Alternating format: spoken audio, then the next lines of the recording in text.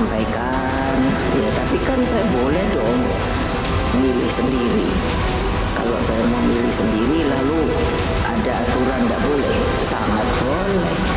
Makanya ya saya dengarkan dulu. Cawapres lah, bukan area saya untuk bicara capres cawapres, itu bukan area saya. Jadi kita tidak perlu bicara yang begitu-begitu. Timur juga dari segi preferensi politik maupun kultur lebih kompleks ketimbang provinsi lain, misalnya Jawa Tengah, yang cenderung seragam pemungkin.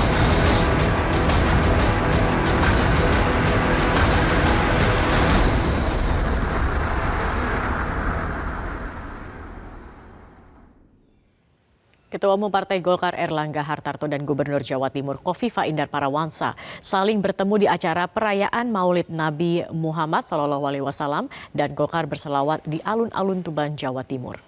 Ketua DPD Golkar Jawa Timur Sarmuji menyebut pertemuan Khofifah dan Erlangga beserta sejumlah elit Golkar berlanjut di rumah dinas Bupati Tuban dan nantinya akan ada momen kejutan usai pertemuan tersebut. Namun tidak disebutkan apa yang akan menjadi kejutan. Meski Partai Golkar menyodorkan nama Erlangga untuk menjadi cawapres pendamping Prabowo Subianto, namun sejumlah isu menyebutkan jika nama Khofifah kini digadang-gadang menjadi kandidat kuat cawapres Prabowo. Pertemuan Erlangga di Jawa Timur dengan Khofifah disebut-sebut dalam rangka menggait Khofifah sebagai cawapres Prabowo.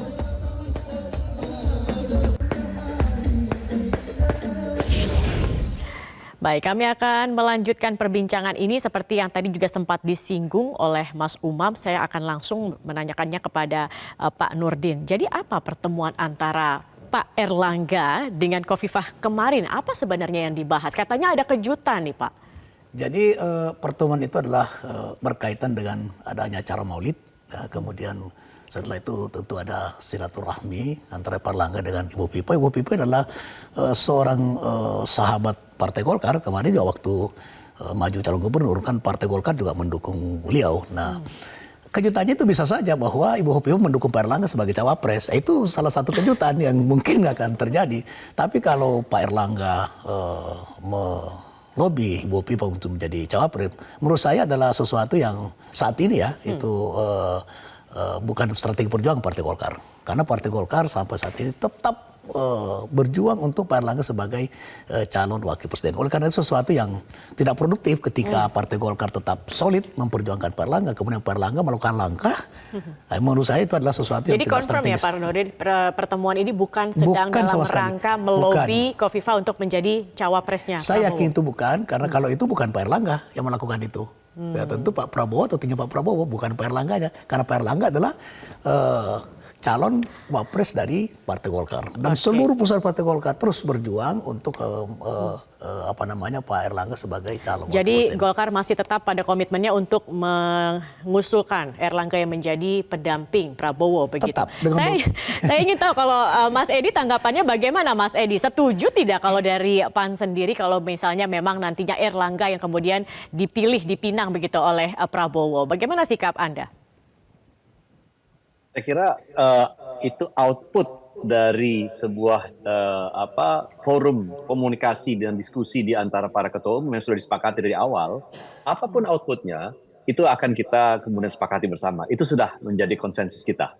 Jadi apakah itu hasilnya adalah Pak Erlangga, Pak Erick Thohir, Pak Yusril atau siapapun, tetapi sepanjang itu melalui mekanisme yang sudah kita sepakati di awal, saya kira itu adalah jalan yang terbaik yang sudah kita sepakati, yang kemudian menghasilkan siapapun yang menjadi pendamping dari Pak Prabowo ke depannya. Tetapi hari ini memang kita masih belum juga memahami dan mengetahui kira-kira kriteria terbaik apa yang dikehendaki oleh Pak Prabowo untuk menjadi pendampingnya. Nah, oleh karena itu, inilah kita berharap Pak Prabowo melakukan silaturahim politik dengan para tokoh-tokoh bangsa.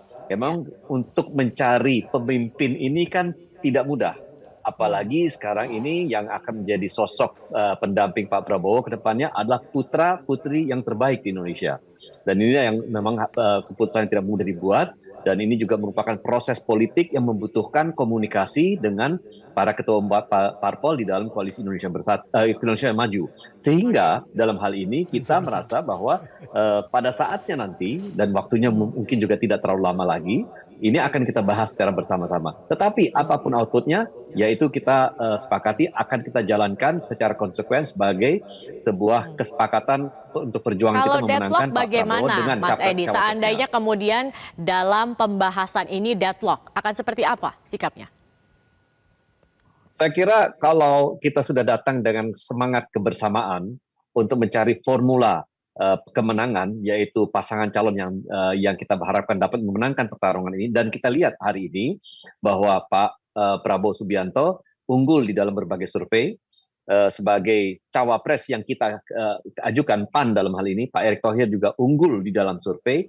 Ya kalau itu dikombinasikan, alhamdulillah kami berharap bisa memenangkan pertarungan. Tetapi andai kata pun itu merupakan pembicaraan yang berbeda dalam forum komunikasi dan diskusi para ketua umum nantinya, saya kira itu kita akan jalankan secara konsekuen, dan saya rasa inilah semangat kebersamaan yang sudah kita junjung, kita usung dari awal, sehingga saya rasa akan ada risiko minimal terjadinya deadlock. Jadi tidak mungkin deadlock. Kalau Pak Nurdin? Mbak Saskia, saya kira apa yang dikatakan Bung Edi itu betul, bahwa ini tidak mungkin deadlock. Karena ketika misalnya andaikan ini PAN tetap juga ngotot ke Pak Erick, kemudian Golkar Pak Erlangga, kemudian Pak Yusril, tentu keputusan akhir kita serahkan kepada Pak Prabowo. Jadi tidak mungkin deadlock, karena intinya di sini adalah semangat bersatu para koalisi ini untuk membangun bangsa lebih baik. Jadi kuncinya pada persatuan. Nah, oleh karena itu ada kesepahaman untuk musyawarah mufakat, bukan voting, dan tidak mungkin voting. Nah, jadi untuk deadlock itu sesuatu yang mustahil, insya Allah tidak akan terjadi. Jadi bisa dikatakan solid begitu ya? Sangat solid. Kondisi maju ini sangat solid, dan kesepakatan apa yang disampaikan tadi oleh Bu Edi itu betul, bahwa musyawarah untuk mufakat, dan kalau misalnya ada sesuatu perbedaan, maka diserahkan kepada Pak Prabowo untuk menentukan. Oke, baik. Nah, saya juga ingin ke Mas Umam. Mas Umam, ini juga ada informasi, benarkah begitu kalau restu Jokowi ini menjadi aspek penting dalam penentuan cawapres Prabowo, tetapi tidak untuk Ganjar, karena PDIP sudah memisahkan begitu faktor Jokowi dari Ganjar. Yang Anda lihat atau yang Anda dengar, benarkah seperti itu? Ya, menurut informasi yang saya terima juga, PDIP sendiri merasa betul-betul mencoba untuk meyakinkan diri, meyakinkan infrastruktur pemenangannya dengan variabel Jokowi atau tidak dengan variabel Jokowi, PDIP akan tetap maju dengan memperjuangkan keyakinan dan juga agenda kepentingan yang akan diperjuangkan di Pilpres 2024 mendatang. Adapun dari sisi Pak Prabowo, diakui atau tidak, variabel Jokowi dianggap sebagai sebuah aspek yang betul-betul memberikan pengaruh signifikan, terutama terkait dengan konteks komposisi itu.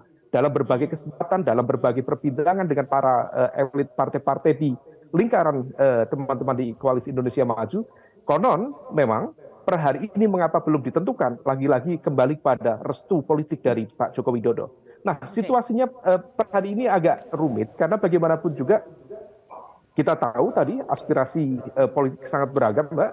Bagaimana PAN tentu mengharapkan Mas Erick Thohir sebagai cawapres, Golkar kemudian mengharapkan Pak Erlangga, dan itu wajar karena bagaimanapun juga Golkar adalah pemilik kursi tertinggi dalam konteks Koalisi Indonesia Maju.